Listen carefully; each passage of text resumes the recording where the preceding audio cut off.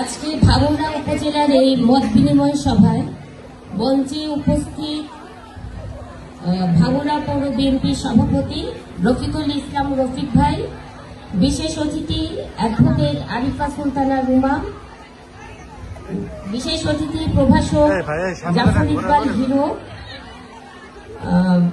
ভাঙড়া জেলা সভাপতি ফরিদুল ইসলাম, কৃষক দলের সভাপতি আখিরুজ্জামান মাসুদ, কৃষক দলের সাধারণ সম্পাদক আব্দুল মালেক, ভাঙড়া মহিলা দলের সভাপতি জোৎস্না পারভিন, চাটমোহর উপজেলা মহিলা দলের সাবেক সহসভাপতি বুলি সরকার, চাটমোহর উপজেলা মহিলা দলের সাবেক সাংগঠনিক সম্পাদক রহিমা রেজা, চাটমোহর উপজেলা ছাত্র দলের যুগ্ম আহ্বায়ক জান্নাতুল নাইম জুমি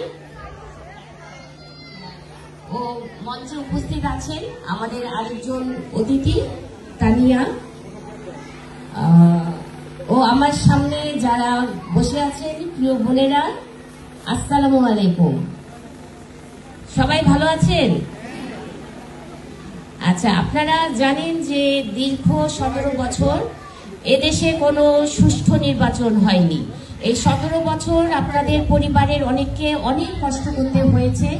একটা ভোটের অধিকার প্রতিষ্ঠার জন্য এই 17 বছর সবাইকেই অপেক্ষা করতে হয়েছে।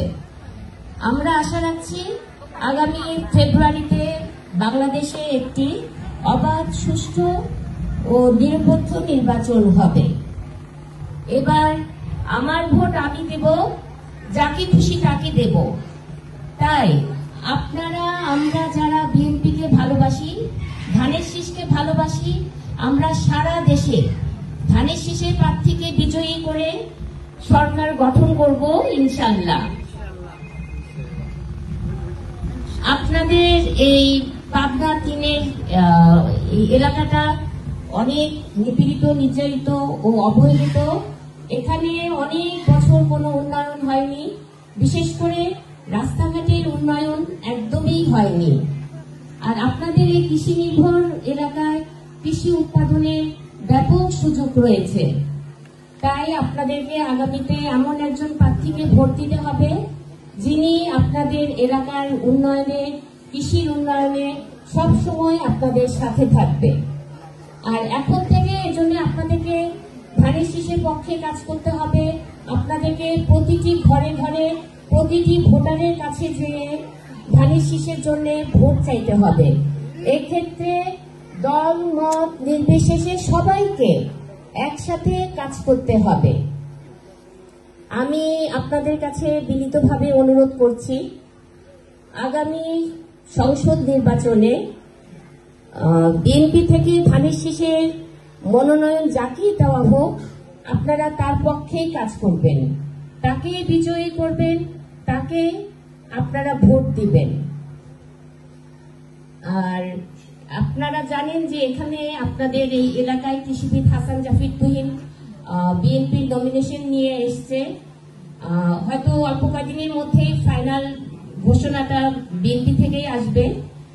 তো আপনারা তাকে এই অল্প সময়ে তাকে অনেক ভালোবেসেছেন, তার পক্ষে কাজ করছেন।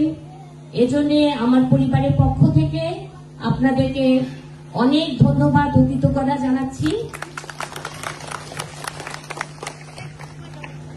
আজকে এখানে আমি আরেকটা কথা আপনাদেরকে বলতে চাই, সেটা হচ্ছে যে কৃষিবিদ হাসান জাফির তুহিন যদি আপনাদের এখানে ভোটে নির্বাচিত হয়ে আসতে পারে, আমি তাকে বলবো যে আপনাদের এই উপজেলার বিভিন্ন ইউনিয়নে যেন, প্রতিটি ইউনিয়নে যেন একটা করে স্বাস্থ্য সেবার ব্যবস্থা করে, যাতে আপনারা প্রত্যেকে এই স্বাস্থ্য সুবিধা থেকে বঞ্চিত না হন।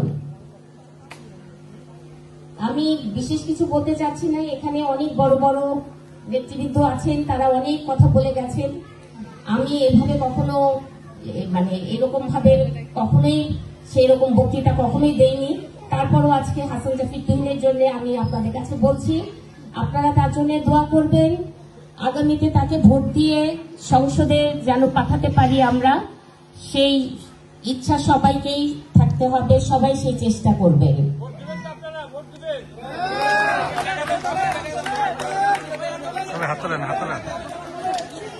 ইনশাল্লাহ ইনশাল্লাহ আমি যে তাকে বলবো যে এখানকার মানুষজন তোমাকে সবাই ভোট দেওয়ার জন্য, তোমাকে দেখার জন্য অপেক্ষায় আছে। তুমি তাদের সাথে সবসময় পাশে থাকবে, তাদের উন্নয়নের কথা সবসময় চিন্তা করবে। আপনারা বোনেরা যারা এখানে অনেকক্ষণ বসে আছেন, অনেকক্ষণ ধরে আসছেন, অনেকক্ষণ ধরে আসছেন এখানে আপনাদের গঠনের মধ্যে, আপনাদেরকে আমার আন্তরিক ধন্যবাদ জানাচ্ছি। আগামীতে সুন্দর একটা দিনের প্রত্যাশা নিয়ে আমি আপনাদের কাছ থেকে বিদায় নিচ্ছি। সবাই ভালো থাকবেন। খোদা হাফেজ।